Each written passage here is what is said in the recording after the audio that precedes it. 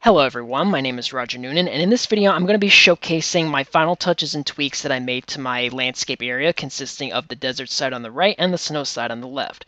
So immediately you can see some blending of textures more appropriately. There's some patches of sand blowed across the road on the desert side, and some piles of snow gathering on top of the road on the snow side. So let's go ahead and take a closer look.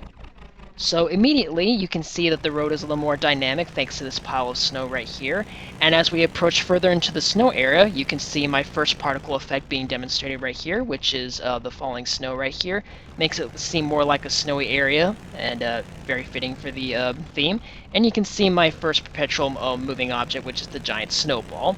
And so, crossing over this bridge right here, you can see the particle effect stretches out pretty far.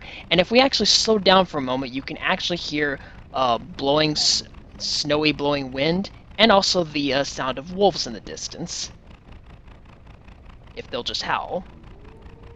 There you go. So it's very fitting for this side of the map right here. And you can also see light patches of snow blown across the road here. And we'll go ahead and cut through the village of igloos right here, just to get a good look at them. And so approaching the desert side, I'm going to show some tweaks right here, namely this dip in the road with piling sand. And if I actually slow down a moment, you'll also hear a huge difference in the wind sound, which is more appropriate for the desert, blowing desert wind, as well as you can see my second perpetual moving object, the rock right there, falling into the river. And so, completing almost a bit of big circuit right here, we're going to see this little dip in the road and transition over to our third-person character.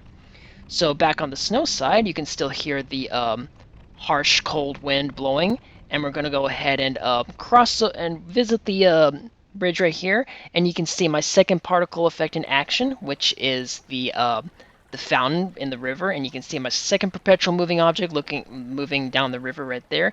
And looking towards the pyramid right there, you can see the third and fourth particle effects being used, which is the beam, and the sparks coming from the beam because this laser is hitting the pyramid.